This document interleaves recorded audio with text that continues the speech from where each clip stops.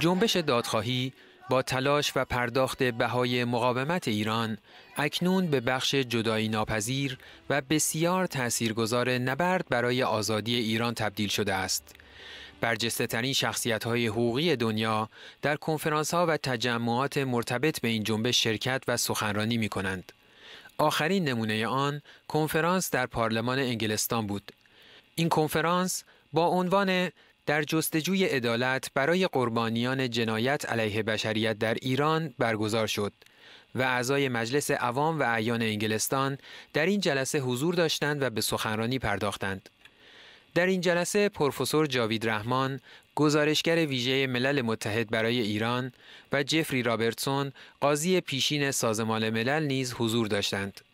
سخنرانان این کنفرانس از این قرار بودند: لورد دیوید آلتون، عضو مجلس اعیان و عضو ارشد کمیته حقوق بشر پارلمان; بارونس کندی، عضو مجلس اعیان دارای بالاترین رتبه حقوقی کیسی، رئیس مشترک مؤسسه حقوق بشر انجمن بین المللی وکلا; دکتر لیام فاکس، نماینده پارلمان، وزیر سابق دفاع انگلستان; آلکس سوبل، نماینده ارشد پارلمان از حزب کارگر; جیم شانون، نماینده پارلمان و سخنگوی حزب اتحاد دموکراتیک ایرلند شمالی; جوانا چری، سخنگوی حزب ملی اسکاتلند در زمینه امور قضایی و حقوقدان برجسته; و لورن لدرل، وکیل بین المللی حقوق بشر. پروفسور جاوید رحمان در این کنفرانس گفت: After the massacres of 1988, Khomeini's, the then supreme leader, his willing executioners were promoted to high position in politics and the judiciary, where many remain today, including serious concerns over the role of the current president, Mr. Ibrahim Raisi, who acted as a member of the death committee. One possibility is the use of universal jurisdiction to try individuals for serious crimes, including crimes against humanity and other serious human rights violations.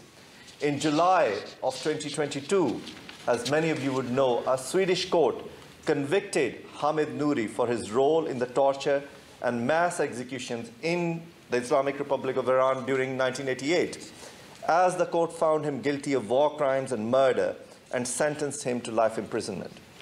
The other is obviously setting up an international tribunal or investigative mechanism to hold accountable all those individuals who have committed grave crimes against the Iranian people.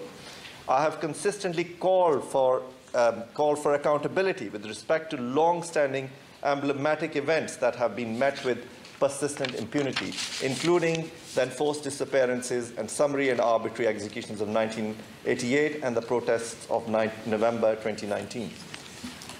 As international community, and I end here, as international community, we must demand an end to the culture of impunity for the Iranian regime, demanding justice and accountability for the victims.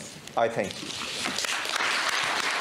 جفری رابرتسون، قاضی پیشین سازمان ملل متحد، در سخنرانیش در این کنفرانس گفت: Put together a report and you heard me read its conclusion about what actually happened in 1988. I couldn't confirm that there were 30,000 victims. There were certainly about 7,000 in Tehran, and there were 29 prisons elsewhere in Iran where this wicked fatwa seems to have been, to more or less extent, implemented.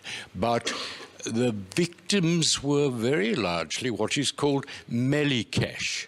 They had been rounded up from universities often in the 1981-82 when they wanted and were protesting for a more liberal Iran against Khomeini, who of course ordered their if they took any violent action, they were executed.